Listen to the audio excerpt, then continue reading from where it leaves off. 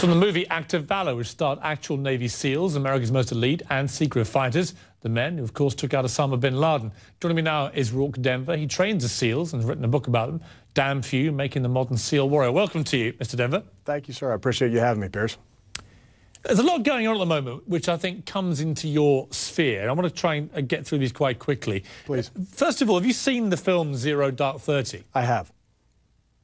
What is your take on it? How realistic is it? Because I found it utterly compelling, but was it realistic? You know, I think Catherine Bigelow makes great movies. I think you feel present. I think they're well made, and I love the cinematography. The tactics of the SEAL components of the movie were strong. I don't think they were perfect. I think it's very hard to do that, but I think it pays homage to the folks that do deserve credit in that operation, and that's the CIA and Intel folks that really helped find the target. When SEALs know where a target is and we can fix them to a point, that part of our job, actually executing the mission, is what we do and what we excel at. So it really paid great attention, I thought, to the folks that deserve the credit.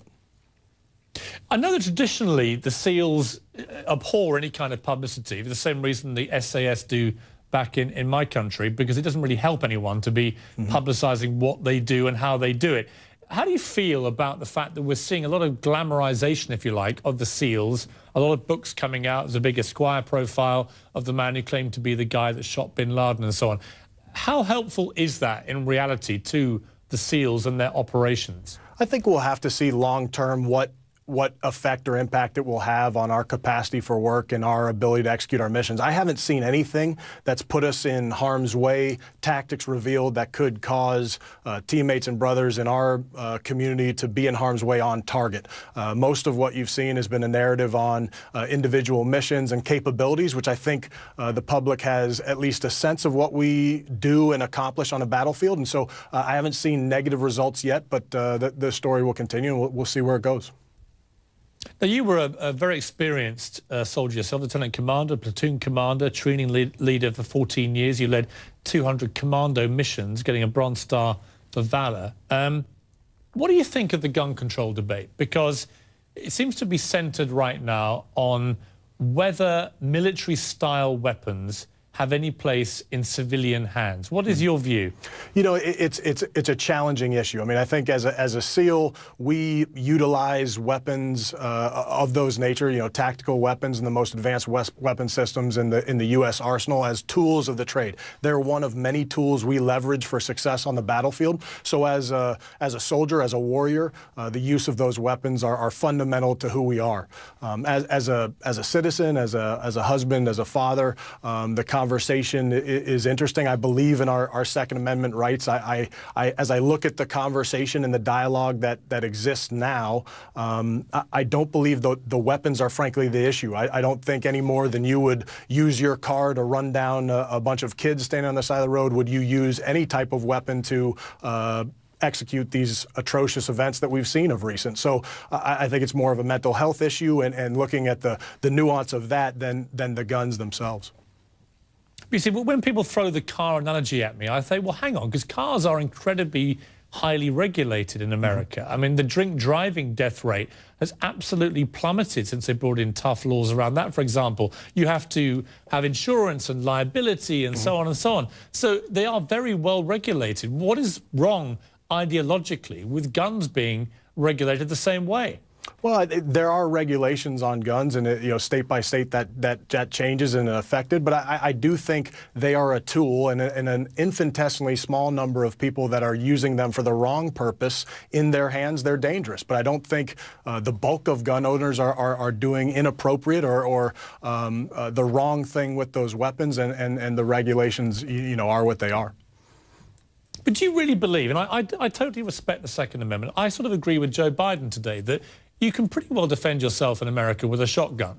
You don't need to have these AR-15 assault rifles, which I use myself to try and show people that I had used one. And I couldn't believe the power. We've got a clip, actually, of me using this. Let me play this again just to remind people.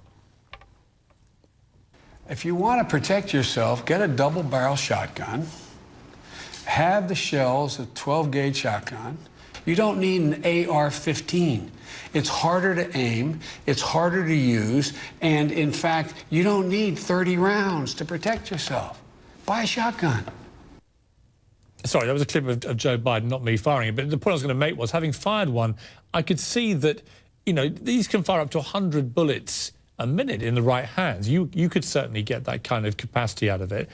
I don't understand why people need them. And I don't understand the argument that the answer to America's seemingly out-of-control gun crime is simply to flood the streets with more guns. Again, as I look at the issue, I really see the weapons, the guns, as a tool within that conversation. And again, in SEAL training and what we use on the battlefield and how we use them, they're advanced versions of those weapon systems, and we use them with tremendous care and capacity and focus, and do so guided by principles that we believe in. I think the debate does not come down to the specific use of that tool and the details of what that weapon's capable of. And if you look at the Vice President's comments, I do think, you know, there are shotgun configurations that shoot multiple rounds as well. It just really becomes a tool. And as I look at that topic, I feel the conversation more drifts towards dealing with the individual that could wield a weapon in a negative light. I mean, we found on the battlefield, one thing that I write about in Damn Few is that, you know, evil finds a way, bad finds a way. And so if the guns weren't in the system, I sincerely believe those mentally unstable or unhealthy people would find a way to perpetrate heinous acts. So to me, the guns themselves, the tools themselves are not the issue. It's the mental health status and the people that will use them. So that's my concern. I mean, there are many countries around the world, though, that have a lot of people with mental health issues, that have bad, evil people with evil intent. Britain, Germany, Australia, Tokyo. The difference is they don't have the guns. They can't get access to them. Criminals in places like Britain can't get their hands on guns. And that is why the gun crime rate is so low. And when I speak to people like yourself, I have such huge respect for the service you've given. You know, many members of my family have served in the British Army. Total respect. I totally understand why you would need these weapons, I appreciate particularly with the high-capacity magazines and so on battlefields in Iraq and Afghanistan or whatever.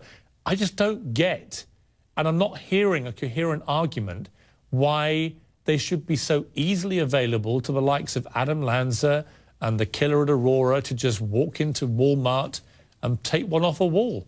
Mm-hmm. Again, as I look at the places that I've traveled in the world, and I'm with you in that I've traveled to a large number of countries in the world, and a lot of the most dangerous places in the world, and a lot of those places are spots where the civilian populace in the nation isn't armed, and they're challenging, dangerous places, and they're ugly in many ways. So I really believe that the conversation goes beyond the individual tool, and that it gets into other parts of the discussion. And I think as the discussion unfolds, we just need to take our time and really look at results-based impact to make good decisions.